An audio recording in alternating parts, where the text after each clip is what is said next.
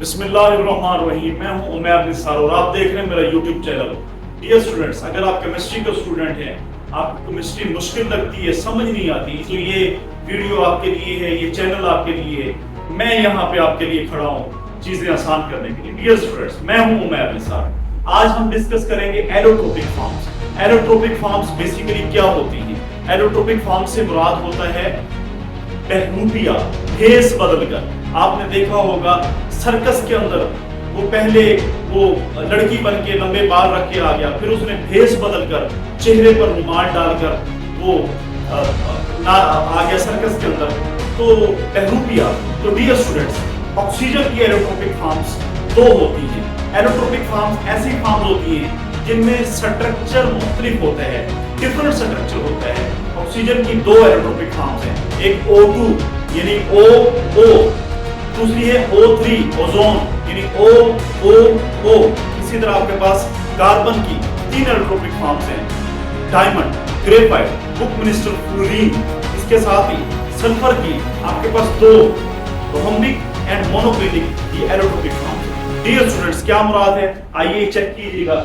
Oxygen की O2 यानी OO, ये जो स्ट्रक्चर है, ये जो कलमी शक्ल है, कलमी, इसे कलमी शक्ल कहते हैं। ये जो स्ट्रक्चर है डियर स्टूडेंट्स, यहाँ पे दो ऑक्सीजन एटम का स्ट्रक्चर है। ओजोन के अंदर तीन ऑक्सीजन एटम का स्ट्रक्चर है। याद रहे, इन ऑक्सीजन और ओजोन की फिजिकल और केमिकल प्रॉपर्टीज यानी कि कीमियाई और तबाई खास बिल्कुल मुख्तलिफ है। ओजोन क्या करता है? ओजोन सूरज के से आने वाली जो अल्ट्रावायलेट रेज हैं उन्हें रोकते हैं। ऑक्सीजन क्या है? ऑक्सीजन जो हम लेते हैं, जो हम सांस लेते हैं, वो ऑक्सीजन है। तो साफ जाहिर है ऑक्सीजन और ओजोन की केमिकल और फिजिकल प्रॉपर्टीज में कितना फर्क है। डियर स्टूडेंट्स, आगे कार्बन की डायमंड भी है एलोट्रोपिक फॉर्म। अब देखें, ये भी ऑक्सीजन है, वो है, ये वो है, तो इसे इस वजह से बहरूपिया कह रहे हैं क्योंकि O आ रहा है भेस बदलकर, क्योंकि O आ रहा है भेस बदलकर। पहले उसने O2 था, अब ये 3 है। पहले उसने मुंह पे वो शापर चढ़ाया हुआ था, अब उसने मुंह पे दुपट्टा लिया हुआ है भेस बदलकर। तो कार्बन की डायमंड, ग्रेफाइट, बुकमिनिस्टर फ्लोरीन। अच्छा, इसका जो स्ट्रक्चर होता है, इसके अंदर हेक्सागोनल और साथ साथ आपके पास पेंटागोन, ये वाला स्ट्रक्चर है। हेक्सागोन क्या होता है? चेक कर ले हेक्सागोन, सारे बच्चे चेक कर लें। हेक्सागोन ऐसे करके तस्वीर होती है, ये वाली।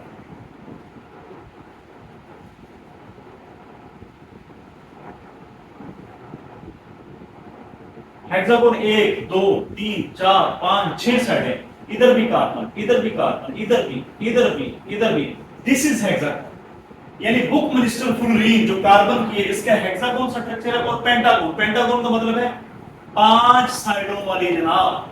ये आपके पास 1 2 3 4 5, वो जो अमेरिका का पेंटागन ऑफिस है, जहां पे अमेरिका के अंदर बड़ा मशहूर है पेंटागन ऑफिस, तो पेंटागन में 5 साइडें वाले।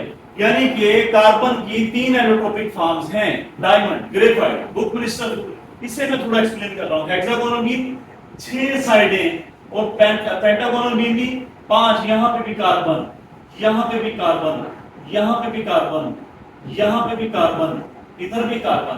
याद रहे, ये कार्बन है, कार्बन है, ये कोवेलेंट बॉन्ड है, कोवेलेंट बॉन्ड है। यानी ये कार्बन है, ये कार्बन है, ये कोवेलेंट बॉन्ड है, कोवेलेंट। कोवेलेंट से मुराद ये होता है कि 2 इलेक्ट्रॉन पेयरिंग की शक्ल में है। इससे मुराद है कि पेयरिंग की शक्ल में 2 इलेक्ट्रॉन हैं।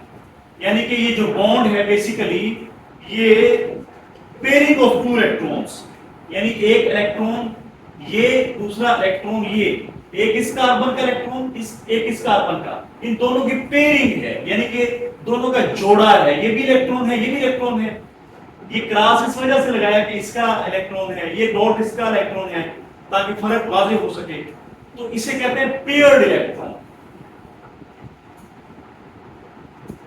यानी ये अनपेयर्ड नहीं हो सकता, ये भी पेयर्ड, ये भी पेयर्ड, ये भी पेयर्ड, जोड़ा जोड़ा जोड़ा। डियर स्टूडेंट्स, इसके ऊपर कोई चार्ज नहीं होता, नो चार्ज। इसी तरह इसकी नो बाउंड्री, आगे मैंने बड़ी तफसील से इसे बयान किया है। इसी तरह सल्फर की रोहम्बिक और मोनोक्लिनिक, ये इसकी एलोट्रोपिक फॉर्म्स हैं। उम्मीद करता हूं बात समझ आ गई होगी। थैंक यू जी। तो डियर स्टूडेंट्स, मुख्तसर तौर पे अगर मैं बताऊं कि बेसिकली ये क्या है एलोट्रोपिक फॉर्म, तो आप इसे ऐसे याद रख सकते हैं कि चीज़ एक ही है, एलिमेंट एक ही है, भेस बदलकर, करैक्टर बदलकर, रूप बदलकर। अब मैं शाहिद अफरीदी की एग्जांपल आप लोगों को देना चाहूँगा यहाँ पर कि शाहिद खान अफरीदी जो है वो कभी है शाहिद अफरीदी, उसका चेहरा देख लें, शक्ल देख लें, कभी वो बॉलिंग करता है, कभी वो बैटिंग करता है, कभी कभी वो अच्छे कैच पकड़ लेता है। तो ये शाहिद अफरीदी की एलोट्रोपिक फॉर्म है, कभी बैट्समैन, कभी बॉलर, कभी फील्डर। पाकिस्तान का अब्दुल रज़ाक भी इस ज़मन में आता है, बॉलिंग भी कर रहा है, बैटिंग भी कर रहा है, फील्डिंग भी कर रहा है। आपको यकीनन याद होगा सचिन तेंदुलकर को सबसे ज़्यादा आउट अब्दुल रज़ाक किया करते थे, और साउथ अफ्रीका के खिलाफ वो 112 रन बनाए थे, जो उन्होंने मैच नाकाबिले यकीन जो फतह हुई थी पाकिस्तान को। इसी तरह से अगर हम इंडिया की बात ही कर लें तो युवराज सिंह 6 छक्के उसने मारे, साथ बॉलिंग भी करता था, अच्छा फील्डर भी था। यानी ये युवराज सिंह की एलोट्रोपिक फॉर्म है, batsman, fielder, bowler. Shahid Afridi के एलोट्रोपिक फॉर्म्स, यानी कहने का मकसद बात ये है कि ऑक्सीजन O है, उसकी एलोट्रोपिक फॉर्म क्या है? यकीनन O2, O3। मैं उम्मीद करता हूँ आपको बात समझ आ गई होगी। कई लोग हमारे मुआशरे में भी एलोट्रोपिक फॉर्म रखते हैं, यानी कि आपके साथ जब अकेले मिलते हैं तो ऐसे मिलते हैं कि आपसे बड़े मुखलिस हैं, बड़ा अच्छे हैं आपसे, लेकिन जैसे ही 5-7 लोगों के दरमियान उनका मिलना हो तो वहाँ पे वो ठेकेदार बन जाते हैं और ऐसे शो करते हैं कि पता नहीं वो ही शायद, और आपसे बड़ी मुनाफिकत वाला रवैया रखते हैं। ये जो मुनाफिकत का रवैया है, ये एलोट्रोपिक फॉर्म की बड़ी ज़बरदस्त एग्जाम्पल हो सकती है। Thank you. बिस्मिल्लाहिर्रहमानिर्रहीम। हाँ जी, आपने यकीन पिछले लेक्चर तमाम देख लिए होंगे।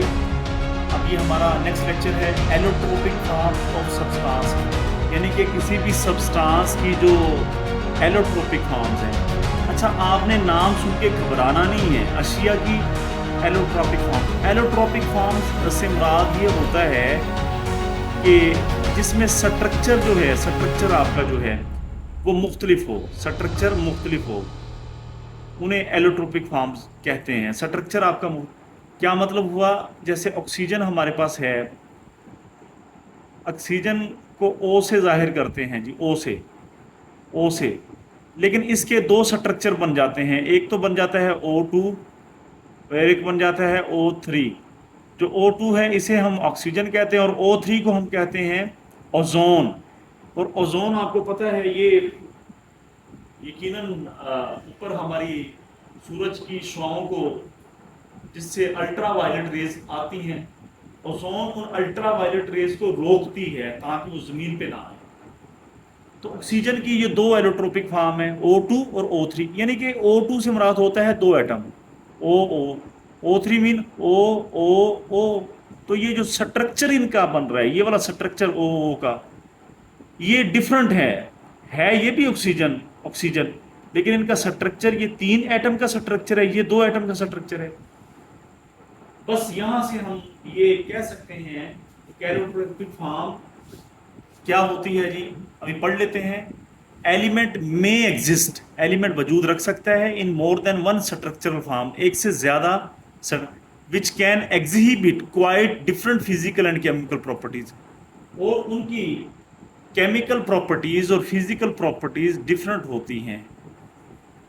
अच्छा, ये ऑक्सीजन O2 है, ये आपको पता होना चाहिए हवा है जो हम सांस लेते हैं। ये O3, ये ओजोन है, ये अल्ट्रावायलेट रेज जो खतरनाक शुआएं सूरज से आती हैं उन्हें रोकती है। अब इस O2 की और O3 की फिजिकल और केमिकल प्रॉपर्टीज मुख्तलिफ है। These forms are called allotropic forms, इन्हें allotropic forms and phenomena is called allotropy. तो डियर स्टूडेंट्स, आपको एलोट्रोपिक फॉर्म्स की अगर डेफिनेशन आ जाए तो आपने यहाँ तक लिख देना है। अगर एलोट्रोपी आ जाए तो आपने यहाँ से यहाँ तक लिख देना है। Element of oxygen exist in 2 allotropic forms, O2 and O3। Same कहानी यहाँ पे है जिस स्ट्रक्चरल फॉर्म्स को कलमी अशकाल कहा जाता है, यानी कि O2 की कलमी अशकाल क्या होगी? OO, O3 की कलमी अशकाल क्या होगी? O O O, यानी कि इनके स्ट्रक्चर जो है वो डिफरेंट है। एलिमेंट्स और कंपाउंड्स दोनों एक से ज़्यादा कलमी अशकाल में वकूअ पज़ीर हो सकते हैं। इन अशकाल की फ़िज़िकल और केमिकल ख़ास एक दूसरे से मुख्तलिफ हो सकते हैं। इन कलमी अशकाल को एलोट्रोपिक फार्म्स कहते हैं। लो जी, यहाँ तक आपके एलोट्रोपिक फार्म्स का है, और इस मजहर को एलोट्रोपी कहते हैं। अगर एलोट्रोपी पूछे तो आपने शुरू से ही लिखना है यहाँ तक। ऑक्सीजन एलिमेंट दो मुख्तलिफ बहरूपी शक्लों में मिलता है। बहरूपी का मतलब क्या है? रूप बदल कर।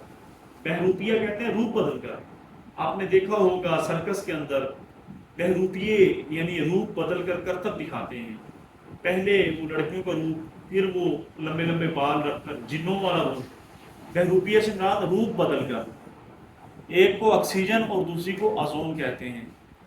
इसी तरह से अगर आप चेक कर सकते हैं, इसी तरह कार्बन एलिमेंट भी 3 एलोट्रोपिक फॉर्म्स हैं। कार्बन की 3 एलिमेंट, हाँ जी, यहाँ पे चेक, कार्बन के पास एग्जिस्ट 3 मेन एलोट्रोपिक। ये आपको याद होनी चाहिए कि कार्बन की 3 हैं, ऑक्सीजन की जो 2 हैं, यहाँ पे आपको याद रख लें ऑक्सीजन की 2 एलोट्रोपिक फॉर्म्स हैं, कार्बन की जो है वो 3 एलोट्रोपिक फॉर्म्स हैं।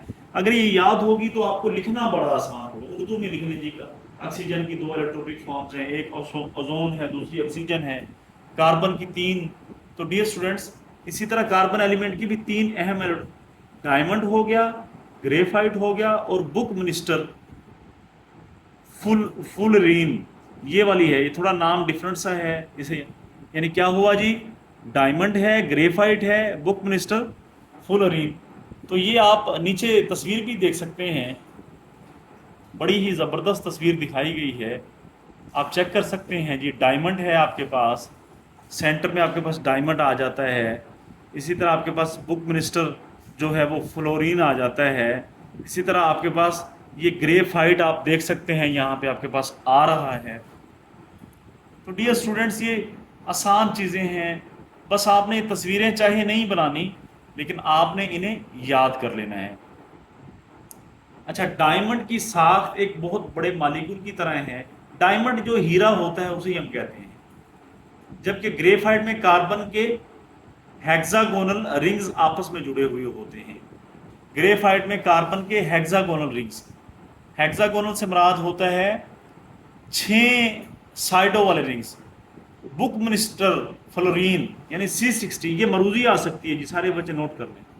C60 कार्बन को हम बुक मिनिस्टर फ्लोरीन कहते हैं। अच्छा, diamond has a giant macromolecular structure, whereas graphite has a layered structure of hexagonal rings of carbon. यानी ग्रेफाइट जो है हमने यहाँ पे भी पढ़ा है, उसके हेक्सागोनल रिंग्स ऑफ कार्बन होते हैं। हेक्सागोनल मीन ऐसे करके, यानी यहाँ भी कार्बन, यहाँ भी कार्बन, यहाँ भी, यहाँ भी, यहाँ भी, यहाँ भी, ये हेक्सागोनल होता है। तो साइडें गिने जी, 1 2 3 4 5 6। मैं यहाँ पे तस्वीर दोबारा बना देता हूँ, चेक कर लीजिएगा। हेक्सागोनल की छोटी सी बना लेते हैं।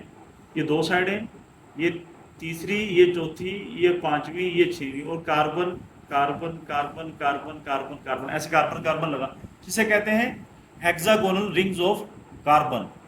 जो ग्रेफाइट होती है, याद रखने, हेक्सागोनल रिंग्स ऑफ कार्बन। अच्छा, बुक मिनिस्टर फुलरेंस क्या है जी? C60 consist of spheres made of atoms, यानी इसके अंदर आपके पास स्फीयर्स हैं जो मेड ऑफ एटम्स। स्फीयर आपको पता है, जो स्फीयर की शक्ल, ये वाली स्फीयर की शक्ल है, ये स्फीयर, स्फीयर से मुराद होता है ये ऐसे करके, जैसे आपकी बाल होती है, जैसे ये नज़र आ रहा होगा आपको, ये आपके पास स्फीयर है। यानी बुक मिनिस्टर फुलरेंस C60, ये आप चेक कर सकते हैं, यहाँ पे भी, यहाँ पे भी, ये जैसे फुटबॉल होता है वैसी शक्ल है। में कार्बन एटम्स पेंटागोन्स और हेक्सागोन्स पर मुश्तमिल एक दायरा बनाते हैं। पेंटागोन होते हैं और क्या होते हैं? हेक्सागोन। अच्छा, ये चेक करें जी, ये साइड नंबर 1, ये 2, ये 3, ये 4, ये 5, ये 6, ये है हेक्सागोन। और पेंटागोन क्या होगा? आप चेक करें, ये पेंटागोन में 5 साइडें होती हैं, 1 2 3 4 5। वैसे भी अमेरिका का वो पेंटागोन ऑफिस है, जिसके अंदर अमेरिका की इस्टेब्लिशमेंट बैठती है। पेंटागन से मुराद 5 साइडों वाली। आपने ऊपर चेक किया, ये 6 साइडें हैं, 1 2 3 4 5 6, ये 6 हेक्सागोनल। और ये इसे चेक करें, 1 2 3 4 5, ये 5 पेंटागन है। यानी कि हम यही बात यहाँ पे करने जा रहे हैं। देखें यार, कितनी किताबों के अंदर गलतियाँ, गलती तो नहीं कहा जा सकता, यहाँ पे बस बुक मिनिस्टर वो लिख लें। तो इस जेन में रख लें भी, बुक का कोई मिनिस्टर है, कोई वजीर आजम है, ये जो भी है, वो पेंटागन स्ट्रक्चर बनाता है और साथ साथ हेक्सागन। तो डियर स्टूडेंट्स, ये बात यहाँ पे की गई, ये बुक मिनिस्टर फुलरीन में कार्बन एटम्स पेंटागन्स और हेक्सागन्स पर मुश्तमिल एक दायरा बनाते हैं। आप चेक कर लें, ये सारा दायरा बना हुआ है। अच्छा, यहाँ पे वही बात, यहाँ made of atoms arranged in pentagons and hexagons, सफीर का मतलब दायरा होता है। अच्छा, कहते हैं fullerenes are stable at high temperature, high temperature पर ये स्टेबल होते हैं, एंड हाई प्रेशर, यानी हाई टेम्परेचर और हाई प्रेशर पर फुलरीन्स ये स्टेबल होते हैं। अब फुलरीन्स है क्या चीज़ प्यारे बच्चों, ये बुक मिनिस्टर फुलरीन ही का तो हम बात कर रहे हैं, यानी इसी की तो बात चल रही है आगे। तो ये बात यहाँ पे भी लिखी हुई, फुलरीन्स ज़्यादा दर्जा हरारत और ज़्यादा दबाव दोनों बर्दाश्त कर लेती हैं। चूंकि इनमें कार्बन कार्बन के कोवलेंट बॉन्ड होते हैं, इसलिए ऑर्गेनिक सॉल्वेंट में हो जाती है। अब देखें, ये कार्बन है, ये कार्बन है, ये कार्बन, ये कार्बन, अब कार्बन कार्बन के कोवलेंट बॉन्ड है।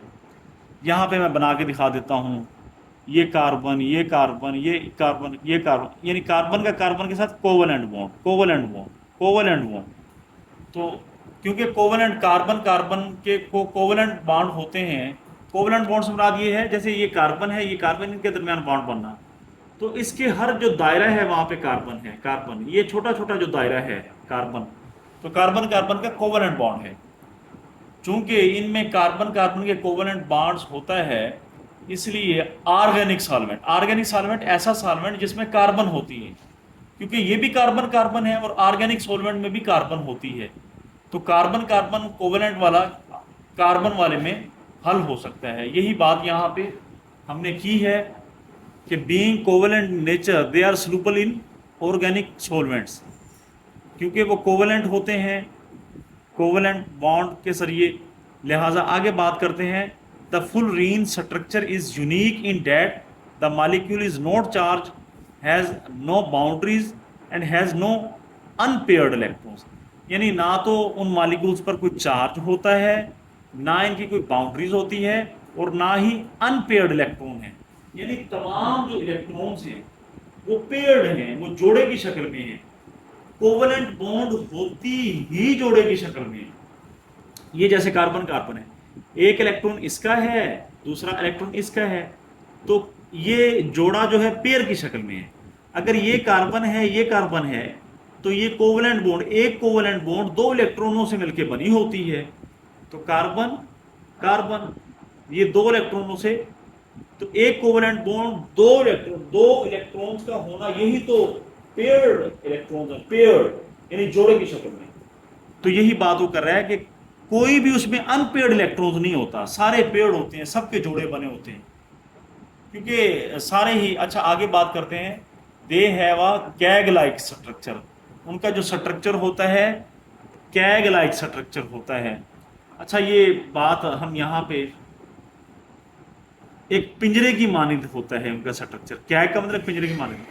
तो यहाँ पे फ्लोरीन की साख इस लिहाज से मुनफरिद है कि इस मॉलिक्यूल के ऊपर ना कोई चार्ज, ये मैंने पढ़ाया है अभी, नोट चार्ज, और ना ही बाउंड, और ना ही इसमें कोई अकेला इलेक्ट्रॉन होता है, यानी अकेला नहीं होता, 2 इलेक्ट्रॉन हमने यहाँ पे सीखा है। नेज गोल होने की वजह से इसकी कोई बाउंड्री भी नहीं होती, इसकी साख एक पिंजरे।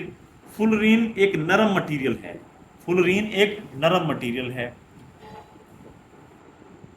आगे वो क्या कहता है, इसकी वजह से इसका मेल्टिंग पॉइंट कम होता है। मेल्टिंग का मतलब होता है पिघलना, जब कोई चीज पिघलती है आग या टेम्परेचर देने से, तो जिस पॉइंट पर वो पिघलती है उसे आप मेल्टिंग पॉइंट कहते हैं। तो हम यहाँ पे कहेंगे फ्लोरीन एक नरम मटेरियल है, इसकी वजह से इसका मेल्टिंग पॉइंट कम होता है और इसमें से बिजली भी नहीं गुजर सकती, ये भी याद रखिएगा। अच्छा, ये जो जितनी भी ये तकरीर है, ये जितनी भी बात हो रही थी, ये फ्लोरीन्स के ऊपर हो गई थी। इसे यहाँ से लेके यहाँ तक आपने अच्छे तरीके से तैयार करना है। नया सिलेबस है, नई बुक है, नई किताब है। डियर स्टूडेंट्स, याद रखिएगा, वो फुल रेंज की आपसे प्रॉपर्टीज पूछ सकते हैं। तो फुल रेंज की यहाँ से लेकर यहाँ तक प्रॉपर्टीज, यानी ये फुल रेंज यहाँ से लेकर बिजली भी नहीं गुजर सकती, तो कैन नॉट कंडक्ट इलेक्ट्रिसिटी, यहाँ तक प्रॉपर्टीज है।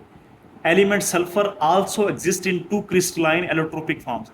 सल्फर के भी दो एलोट्रोपिक फॉर्म्स है क्रिस्टलाइन, रोहम्बिक एंड मोनोक्लाइन।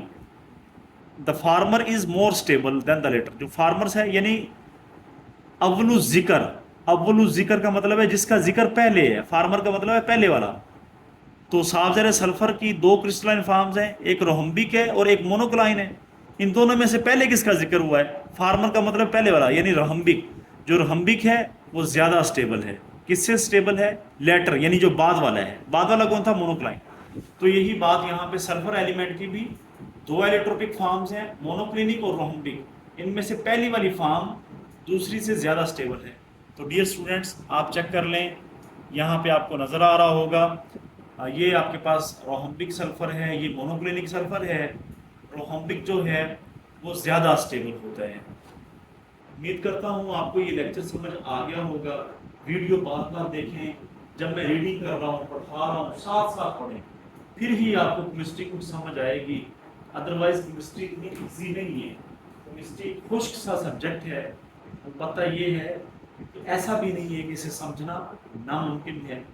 आखिर में मेरे चैनल को ना सिर्फ सब्सक्राइब बल्कि लाइक बल्कि शेयर, उसके साथ साथ कमेंट सेक्शन ऑन है, कमेंट भी दीजिए, ताकि अगर कोई गुंजाइश है, कोई तब्दीली है, कोई भी है तो मैं वो कर सकूँ। Thank you very much. मिलते हैं नेक्स्ट वीडियो में। देखते रहिए think and grow with maths.